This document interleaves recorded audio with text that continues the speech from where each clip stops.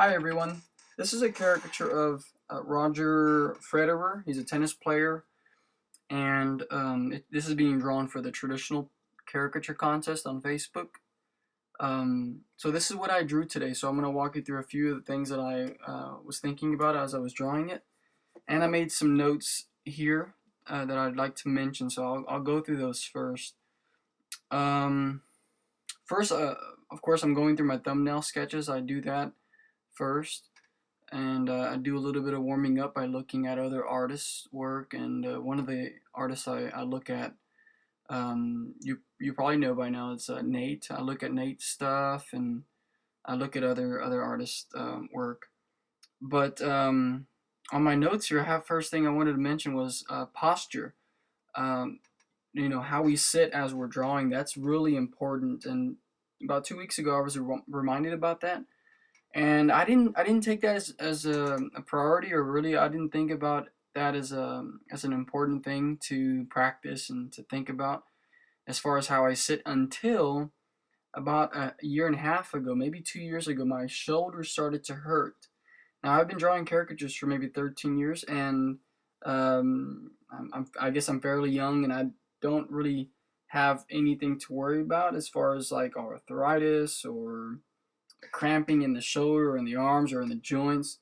But until 2 years ago, I started having this really sharp pain in my shoulder, and I figured it was because of all the drawing. And I had done like a lot of project proms recently at that time, and I was drawing nonstop. And I figured it out. I started asking other artists, and they said to lower my easel. So I started lowering my easel and bringing it closer to my waist, so that way my elbow is right next to my ribs. So I'm basically drawing with my wrist, and I'm still moving the arm occasionally when I have to do large strokes and stuff. But the point is, if you're drawing like at a desk or at an easel, make sure your elbow's at your on your side near your ribs. That way your shoulder's not having to carry your whole arm if your elbow's out in front of you. And then if you're drawing for hours at a time, your shoulder, that cartilage in there, it's gonna run out, and you're gonna have your bones touching your nerves, and you're gonna have a really sharp pain, and it's hard to build that back up. But anyways, I started working out too a little bit, and that helped a lot. But as soon as I changed my position on my easel, I brought it closer to my waist, I was able to have that elbow on my side, and that pain went away within a few weeks. Um, but anyways, it won't be worth, if you're drawing and making some money. It's not really worth it if you're making money and then eventually you're taking that money and you're spending it on a surgery or some type of arm surgery or shoulder um, doctor visits and stuff. So it's not worth it if you're going to spend all that money you're making on caricatures to fix your arm later. So it's good to take care of it now. On the last EF, Exaggerated Features magazine that we get, um, they had a little section on that, on how to do stretches, like chest stretches, and how to do your just there was two different stretches that I remember: your chest, and then the other one was like a chin tuck, because as we're drawing, our head tends to like lean forward. And anyway, so there were some good stretches in there for artists that they recommended, that are really good to do before like a gig or something. But anyways, this is going to be a watercolor caricature. I'm starting to do watercolor more, but at the end, I'll let you know up front. This is going to be basically like four different mediums. So it's going to be watercolor first, and then I'm going to use some acrylic, and then I'm going to use some Prismacolor pencils, like around the tennis ball, just a little bit of a fade and stuff, but and then add some highlights with some more paint, but a little bit of everything I used. Um, so as you can see right there, I'm testing out the chin. I drew the chin maybe 4 or 5 different times. I wanted to get that angle from underneath. I couldn't find any pictures, so I just kind of had to imagine how that looked. So as I was doing that, I was thinking about clay in my mind. Um, I, I did some sculpting in middle school, but I recently started doing some sculpting for caricatures. Um, And so in my mind, I kind of think about it as clay. I'm pushing the chin inward and moving it around in my mind. I probably should have got some eraser and kind of messed with it. It might have helped.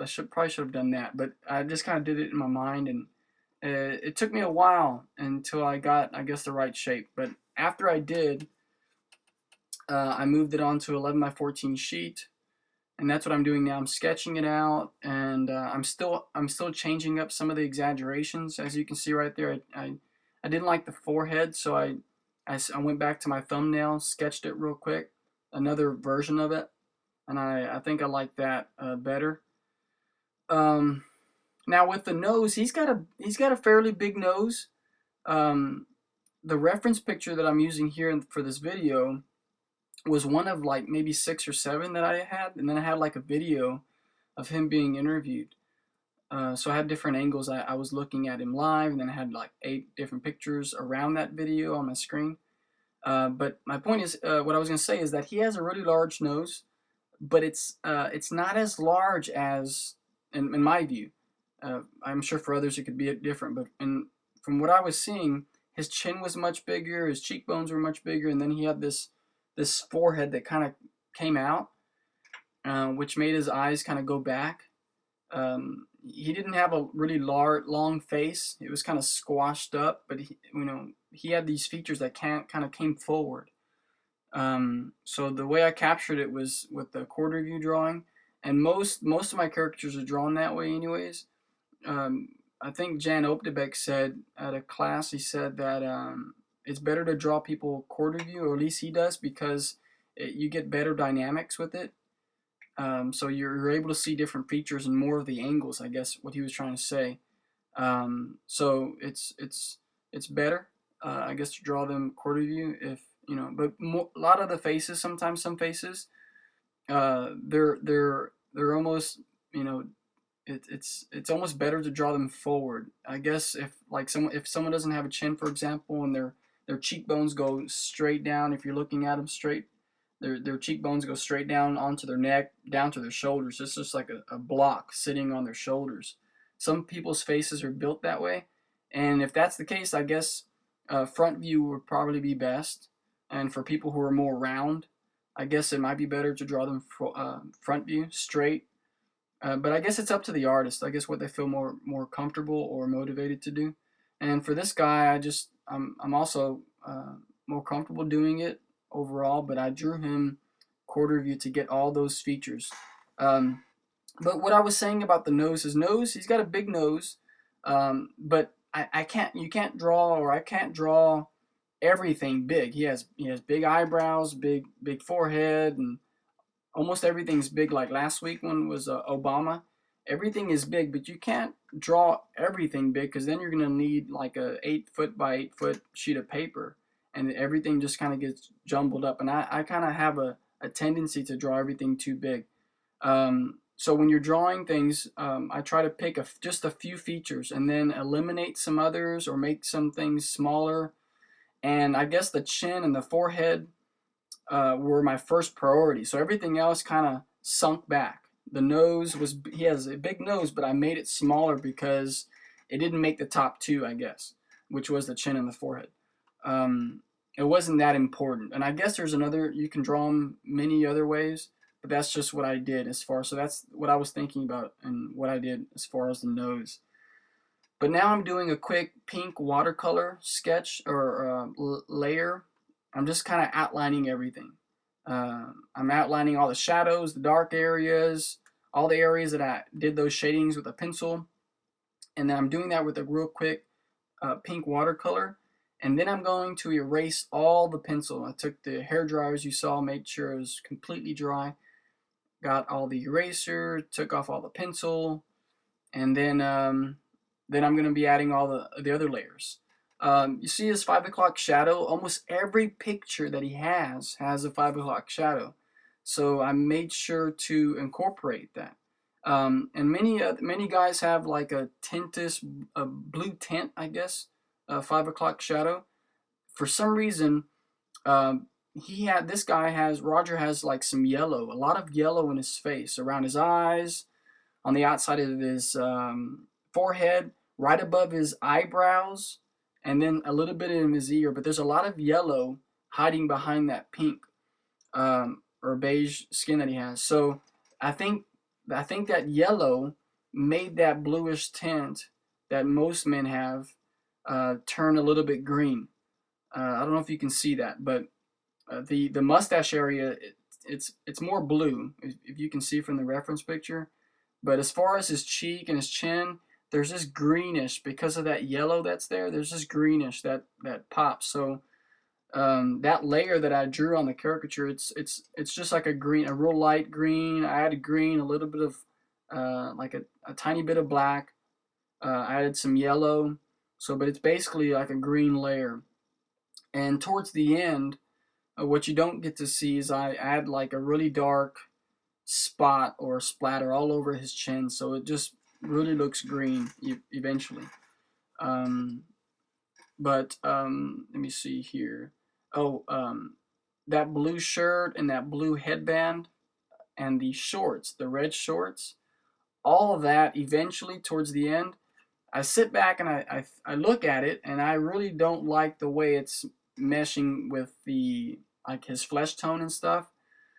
So you know, as you know, watercoloring is not like something you can color over. It's just going to get darker, so it's not very forgiving in that aspect. If you make an error, um, you know, you better start over or do something on top of it with another medium. And I chose to use acrylic, so I didn't like the color of that. So I looked at some other reference pictures, and I noticed that sometimes he wears like pale colors, like a pink, and I didn't want to use pink because there's already a lot of pink in his face. I didn't want to use yellow or green or any of those colors that are already in his face. So I saw a reference picture with him having like a violet shirt on or a light purple. So that's what I used. I got the acrylics out and I made a quick violet purple, and then I just kind of painted on top of the watercolor. So that's what I used. That's what I did to change, and that's why I changed his shirt and all the colors that he is wearing. I didn't like it. It just didn't. It was too many colors going on. So let me see. I'm doing some outlining, and now the outlining I try to stay away from black, but from all the other watercolor artists that I've seen. So I'm using like some areas. I'm using like a dark brown, a burgundy, and then I'm using like a dark green, and then like a red here and there. And then I think I start outlining in black at the very end. So let me see. Oh, I didn't even go through. I have a few other things that I wanted to mention. When you're doing backgrounds, I made a mistake. I did like a really light blue, and then I started adding some green and brown. You'll see in a little bit, and it looks like a mess. I ran out of battery, so I couldn't show you what I was doing, but it was just a total mess, and I kind of gave up on it, and I was like, well, I'm gonna try something else. It was almost like an experiment. I started adding like real dark blues. I went back to the blue because once I started adding the yellow and the brown, it just looked really messy. It didn't really fit very well. So I added some blues, and I brought it back to the blues. It was real dark, and I added some yellow in it. Anyways, I think it turned out okay at the end. But the point is, don't just if you're doing background colors. What I learned today is just don't just start throwing colors out there. I have a tendency to use blue, but sit back and think. Think about what colors will match best, what colors are already on the face, and you don't want to choose a color that he already has in his face or in his hair or in his clothing. Just choose something that kind of goes well with it and brings out the colors that you already have on the face. But anyways, don't have much time else to talk about more, so we'll see you next time.